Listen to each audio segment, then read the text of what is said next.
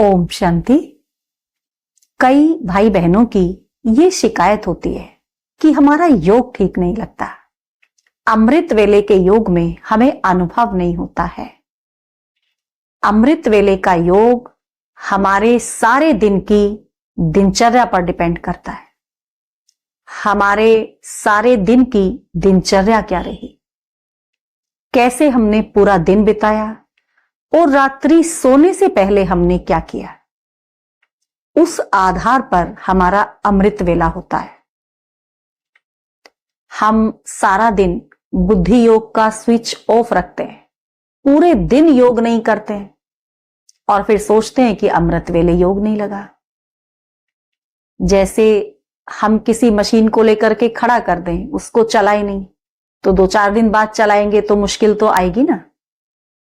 तो ऐसे ही हमें दिन भर में योग के छोटे छोटे अभ्यास करने हैं। चाहे हम अशरीरीपन का अभ्यास करें, चाहे फिर हम उसमें ट्रैफिक कंट्रोल करें या और कोई 5 स्वरूप का अभ्यास कर लें, हमें अपनी पूरे दिन की दिनचर्या सेट करनी है तो हमारा अमृत वेला भी योग लगने लगेगा। अगर हम दिन में बीच बीच में छोटे छोटे योग अभ्यास नहीं करेंगे तो हमारा अमृत वेले योग नहीं लगेगा। और योग में अगर हमारा मन एकाग्र नहीं होता है तो हम बाबा के गीत सुन सकते हैं, महावाक्य पढ़ सकते हैं, सुन सकते हैं, तो भी हमारी अवस्था ठीक रहती है। और इस तरह इस अभ्यास से थोड़े ही दिनों में हमारा दिन में भी अच्छा योग लगेगा और अमृत वेले भी हमारा योग अच्छा लगेगा। इसमें हमारे आसपास का वायुमंडल भी प्रभाव डालता है। जब भी हम योग करने बैठें, पॉजिटिव थॉट के साथ बैठें। बैठते ये नहीं सोचें कि योग लगेगा या नहीं लगेगा। अगर हम पहले ही कमजोर संकल्प कर लेंगे कि योग लगेगा या नहीं लगेगा तो कैसे लगेगा योग। हम पहले श्रेष्ठ वातावरण बनाएं, गीत बजा ले। पहले दिन नहीं लगेगा, दूसरे दिन लगेगा, दूसरे दिन नहीं लगेगा तो तीसरे दिन जरूर लगेगा। जैसे कहते हैं ना, करत करत अभ्यास के जड़मती होत सुजा। अभ्यास करने से क्या नहीं हो सकता। जैसे गीता में भी एक प्रश्न आता है कि ये मन बड़ा चंचल है, इसको काबू कैसे किया जाए। तो उत्तर क्या मिला, 2 चीजों से मन काबू आता है, एक है वैराग और दूसरा है अभ्यास। एक हम तीसरी चीज और उसमें ऐड कर देंगे, वो है हमारा बाबा से प्यार। अगर इस पुरानी दुनिया से हमें बेहद का वैराग नहीं आया है तो हमारा योग नहीं लग सकता। अगर हमारा बेहद का वैराग नहीं है तो हमें हर हद की चीज याद आएगी, हमारी बुद्धि हद की चीजों में ही फंसी रहेगी और हमारा मन बार बार दुनिया की उन्हीं चीजों में भागता रहेगा, उन्हीं चीजों की तरफ आकर्षित होता रहेगा।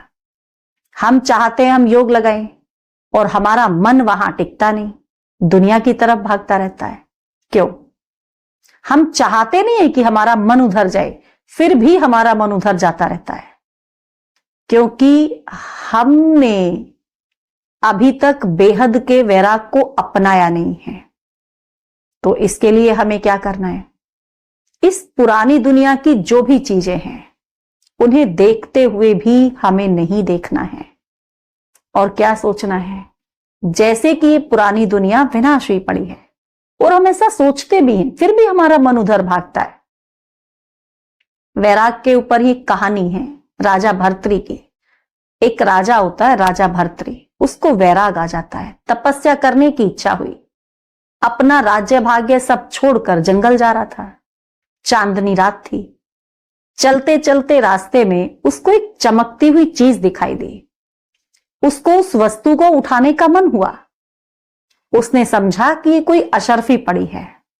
उसने उठाया तो उसका हाथ खराब हो गया क्योंकि वो किसी ने पान थूका हुआ था और पान में कोई ऐसी चीज थी, वो चांदी की तरह चमक रही थी। चांदनी रात थी। तब उसको एहसास हुआ कि ये मैंने क्या किया। और अपने आप को वो कहता है कि अरे भर्तरी, तूने अपना अशरफियों से भरा हुआ खजाना तो छोड़ दिया, और समझता है कि मैं बड़ा त्यागी और वैरागी बन गया, जंगल में जा रहा हूं, बड़ा तपस्वी बनूंगा। तेरा मन तो अभी भी अशरफियों को ढूंढ रहा है। इससे उसने बहुत बड़ा सबक सीखा और वैराग पर एक बड़ा ग्रंथ लिखा जिसका नाम है भर्तरी वैराग शतक। तो हम बेहद के वैराग को कैसे धारण करें? कहते हैं दुनिया ना जीती जानो, बीती सो बीती जानो। अगर ये दो बातें हम जानते हैं और इन दोनों बातों पर हम चलते हैं तो हमारे में वैराग आएगा। पुरानी बातों को छेड़ना नहीं है, पुरानी बातों को छोड़ दो, जो बीत गया सो बीत गया। दुनिया ना जीती जानो अर्थात समझो ये सब मरे पड़े हैं, तभी हम आगे बढ़ सकते हैं, नहीं तो जहां हैं वही रहेंगे। एक कहानी सुनते हैं ना, किसी को इस तट से उस तट जाना था नदी पार करके।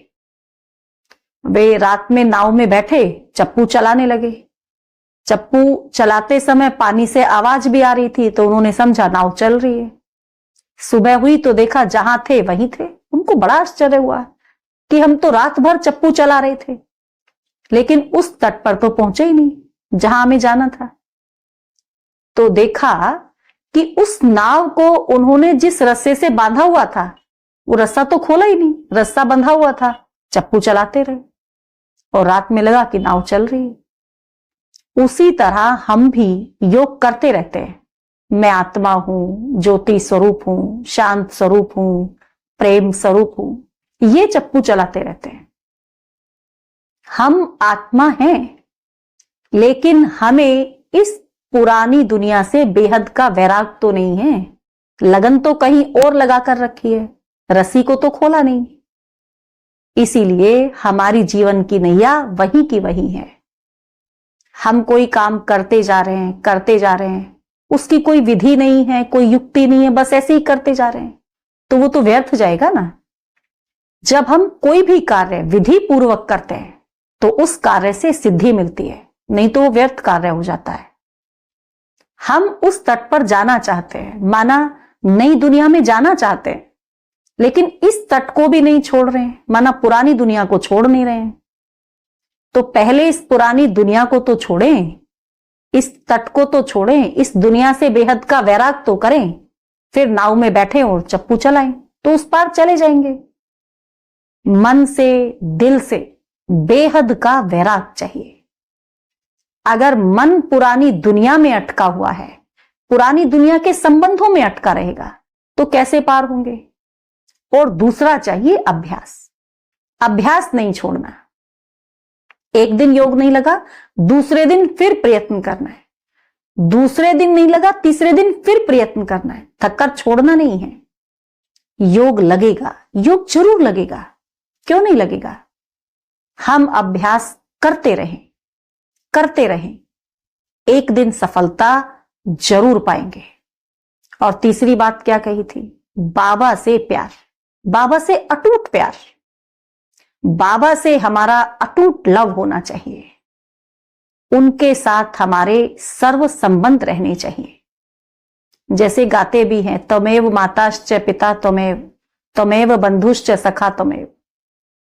लेकिन अब ये सारे संबंध हमें उनके साथ जीने हैं, प्रैक्टिकल में निभाने हैं। बस बाबा ही हमारा संसार होना चाहिए। तब योग कैसे नहीं लगेगा और योग में अनुभूतियां कैसे नहीं होंगी। अनुभूतियां भी होंगी और योग भी लगेगा, जरूर लगेगा। आप करके देखिए। ओम शांति।